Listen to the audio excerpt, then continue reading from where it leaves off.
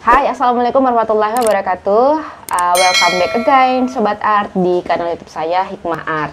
Sobat Art, kalau misalnya mengikuti konten saya di edisi Saatnya Bicara Baik yang selalu rilis di setiap Senin membahas tentang kesehatan mental, ini merupakan episode yang masih ada kaitannya sebenarnya. Nah, minggu lalu itu saya bahas tentang pasang kuping buat mendengar. Meskipun di situ ada pesan bahwasanya untuk mendengarkan curhatan orang lain kita juga harus selektif ya, karena jangan sampai niat kita untuk membantu melegakan orang lain justru memberikan masalah baru buat kita sendiri. Teman yang sebaiknya kita hindari adalah teman yang kebanyakan drama atau drama queen. Dia yang kebanyakan curhat. Jadi memang kita harus tahu bedakan yang mana yang memang butuh untuk diberi solusi dan mana nih yang si pembuat drama. Ya udah, sambil cerita kita sambil skincarean yuk.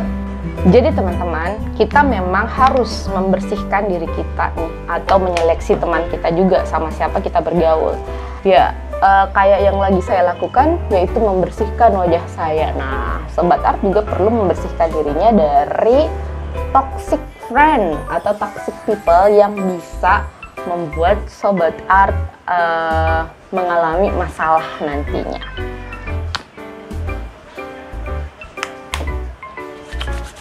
Nah, seperti yang saya sampaikan di awal tadi, yaitu salah satu ciri teman beracun adalah dia menjelma menjadi seorang drama queen. Ciri-cirinya apa tuh si drama queen? Yaitu tadi, hidupnya seolah penuh masalah gitu. Hidupnya penuh dengan masalah. Dan dalam setiap drama yang dia ciptakan, dialah si tokoh protagonis yang tersakiti. Jadi orang-orang di sekelilingnya adalah tokoh-tokoh antagonis yang menyiksa dirinya. Oke, kita lanjut. Katakanlah dari drama yang dia ciptakan tadi, dia akhirnya mencari teman curhat ya, teman curhat. Mungkin itu kamu ya. Dan dia yakini bahwa orang ini akan berpihak kepada dia. Nah, si drama queen ini karena dia sudah memang sering curhat kesana kemari atau kebiasaannya bercerita ke orang lain, sebenarnya dia cerdas nih. Dia bisa tahu orang ini karakternya kalau diperdengarkan cerita dia bisa larut dengan cerita saya nih. Orang ini bisa saya masuki nih dengan saya perlihatkan sedikit air mata, dengan cerita sedikit ya, nangis-nangis bombay sana sini, dibumbuhin cerita-ceritanya, dia pasti bersimpatik kepada saya gitu. Dia jago banget sih emang. Lalu setelah dia bercerita panjang lebar nih, kamu yang tadinya berniat tulus memberi kesempatan kepada dia bercerita, dan akhirnya kamu termakan oleh dramanya. Kamu ikut terlibat dalam ceritanya. Kamu akhirnya benci dengan si tokoh antagonis yang dia hadirkan. Gitu. Kamu jadi benci dengan tokoh antagonis yang dia hadirkan dalam ceritanya. Katakanlah si pacarnya gitu. Akhirnya kamu merasa terlibat dan merasa bertanggung jawab, merasa bersimpati dan merasa saya harus bantu nih. Teman saya ini butuh saya harus menjadi Inspektur Vijay yang akan menyelamatkan dia. Gitu. Saya tidak cukup mendengarkan curhatnya, tapi saya akan membantu dia. Gitu. Saya akan memberikan solusi. Ya udah, kalau misalnya dia jahat sama kamu, mulai hari ini kamu batasin aja ketemu sama dia. Kamu batasi pergaulan aja sama dia. Tetapi setelah dia curhat kayak gitu nih, dia kelihatannya oke, udah fine. Ya udahlah, saya mulai menerima. Mungkin dia jahat suatu saat, biar Allah yang akan membalasnya. Dia disambar petir, lalu dia akan terbakar, lalu dia akan hangus, lalu dia akan menjadi malin kundang, lalu dia akan menjadi batu. Gitu deh. Pokoknya pas curhat sama kamu dia kelihatannya lega. Tapi beberapa hari berselang, dia datang lagi ke kamu dengan masalah yang sama, dengan cerita yang sama. Nah, kamu mungkin di situ mikir, lah kemarin saya kasih solusi itu ngapain? Dikerjakan atau tidak itu? Dipikirkan atau tidak? Ya sudah, karena kamu mungkin lagi berpikir, wah kasihan nih temanku, memang kayaknya benar-benar baik banget nih orangnya. Dia ini tipikal orang yang walaupun tersakiti, dia tidak punya niatan untuk membalas. Cus, lanjut, saya dengarkan curhat. Dengarkan curhatku gitu. Kasih kesempatan untuk curhat. Udah, gak apa-apa curhat. Besokannya datang lagi nih dengan cerita yang sama. Tetapi kamu yang memang merasa punya solusinya itu saja, misalnya solusinya ya sudah hindari, atau hindari pertemanannya, sudahi dulu, cukupkan dulu. Itu akhirnya kamu mikir nih, kenapa nih makin kesini makin aneh aja nih si teman saya gitu. Tapi kamu merasa ketimbang kamu menyampaikan hal yang sebenarnya tidak sepaham dengan kamu tentang prinsipnya dia, kamu merasa ya udah diamin aja, saya jadi pendengar yang baik saja, kasihan dia nih, kamu masih punya perasaan kasihan.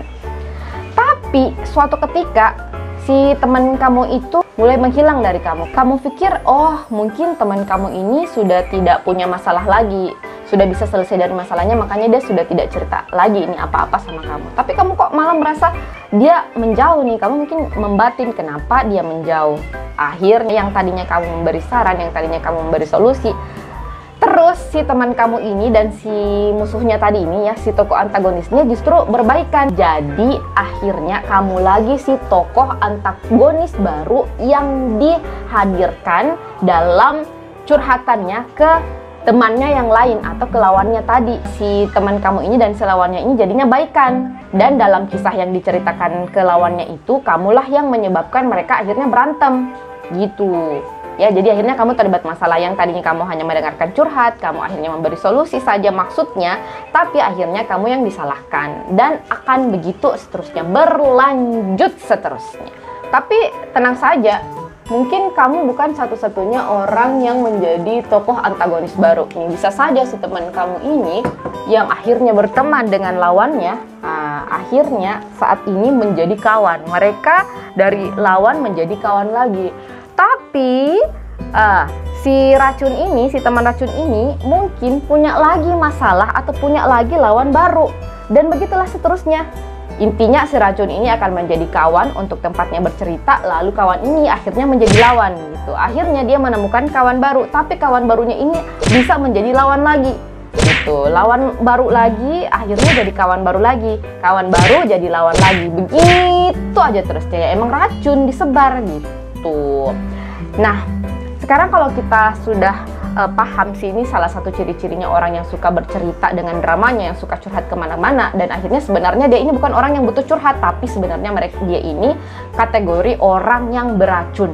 Jadi memang harus dihindarin daripada kamu yang menjadi korbannya. Toksik itu sebenarnya penyakit psikis ya.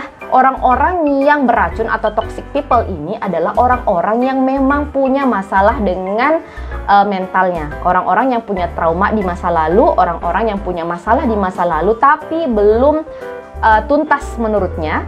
Jadi pelariannya atau pelampiasannya dengan cari perhatian ke orang-orang di sekelilingnya. Dia memiliki kepuasan tersendiri kalau bisa merebut perhatian orang-orang di sekelilingnya. Merasa puas kalau dia bisa menarik perhatian orang-orang mengikuti apa yang dia sampaikan. Itulah penyakit dan itu memang racun gitu. Jadi kita bisa membantu orang-orang yang terdeteksi sebagai toxic people atau orang-orang beracun ini dengan cara men-treat mereka supaya mereka mau menyembuhkan dirinya sendiri. Katakanlah dia mau merehabilitasi dirinya sendiri, pilih untuk bisa membantu teman kita merehab dirinya sendiri dari racun yang ada di badannya gitu. Nah, cara membedakannya sebenarnya kita tinggal mengamati ini orang-orang yang benar-benar tersolimi atau tidak. Yaitu tadi, kalau misalnya dia datang dengan kasus yang sama, diberi solusi tetapi tetap mengerjakan apa yang dia inginkan, berarti ya sudah, dia ini sebenarnya bukan orang yang terzolimi, tapi tepatnya dia mengarang-arang cerita dan mencari tokoh antagonis gitu. Jadi dia sebenarnya menjelek-jelekan orang lain, dan itu kan juga salah satu ciri-ciri toxic people yang suka menjelek-jelekan orang lain, maju dengan cara menyikut mundur orang yang ada di sekelilingnya. Nah, terakhir sekali, kalau misalnya kamu harus terjebak dalam situasi tersebut, alias kamu terpaksa terjebak dengan toxic people ya, atau teman beracun ini ya, yang bisa kamu lakukan adalah satu, sampaikan hal yang tidak sepaham lagi dengan kamu. Jangan membiarkan dirimu untuk berpura-pura selalu berada di pihaknya. Kalau kamu sudah merasa tidak sepaham dengan dia, sampaikan. Misalnya, kamu kemarin curhatnya kayak gini, pas saya kasih solusi ya kamu tetap aja tuh kekeh dengan prinsip yang kamu punya. Yang kedua, bicara seperlunya gitu. Jadi jangan bereaksi berlebihan lagi ke dia. Kalau misalnya dia mau curhat atau misalnya dia memulai pembicaraannya, kasih reaksi seperlunya gitu. Nggak juga berarti kamu memutus silaturahmi. Kan poinnya di sini adalah bukan memutus silaturahmi, hanya menghindari. Jadi ya ketika dia tanya kabar, jawab seadanya dan upayakan untuk tidak terlibat percakapan yang terlalu jauh lagi yang menggiring kalian dalam komunikasi yang akhirnya kamu berada di situasi yang sama kembali. Kamu mendengarkan curhatnya, kamu menemukan orang antagonis baru dalam hidupnya yang membuat kamu akhirnya justru benci orang lain yang tadinya tidak punya musuh siapa-siapa. Dan yang terakhir sekali lagi, yang kita benci di sini bukan orangnya, tapi sikapnya. Dan kaitannya dengan yang saya bilang tadi di tengah-tengah ya, kita harusnya bantu nih teman kita dengan cara beri kesempatan dia untuk berpikir sendiri, beri dia kesempatan untuk introspeksi diri sendiri. Karena pasti dia juga menerima penolakan yang sama dari orang-orang yang mentalnya memang mungkin sudah kuat. Misalnya sudah ada orang yang mendeteksi, oh ini datang curhat ke saya karena hanya mengarang-arang cerita. Jadi dia pasti mengalami penolakan. Jadi pasti dia mengalami penolakan dari orang-orang yang sudah paham mau seperti apa skenario yang dia hadirkan. Jadi semoga kamu atau kita menjadi orang yang dianggapnya adalah target yang susah untuk dia dapatkan. Jadi kamu tidak jadi korban barunya lagi gitu. Dan dengan memberi dengan memberi penolakan seperti itu, dia akhirnya berpikir, wah kok makin lama makin banyak orang yang menjauhi saya gitu. Kok makin lama makin banyak orang yang tidak sepaham sama saya. Dan dia juga akhirnya capek juga untuk cari korban baru lagi. Jadi dia punya kesempatan untuk introspeksi diri sendiri dan akhirnya memperbaiki diri sendiri. Itu adalah cara yang paling tepat.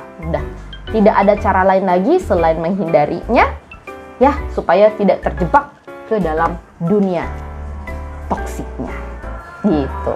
Ya udahlah teman-teman, ini sudah rangkaian skincare saya sudah selesai juga nih. Semoga teman-teman di rumah sehat selalu dan kita bisa terhindar dari toksik. Jadi ya meskipun saya pernah bilang kita pasang kuping untuk mendengar, nih kalau teman-teman yang belum sempat nonton, pasang kuping untuk mendengar salah satu cara untuk membantu kesehatan mental orang-orang di sekeliling kita. Tapi kembali lagi, tidak semua hal harus kita dengarkan. Nah kalau kamu bingung gimana caranya tahu yang mana sih teman yang kita perlu berikan solusi, perlu kita dengarkan curhatnya, dan yang mana tidak, nah nonton video ini saya rasa paling tepat.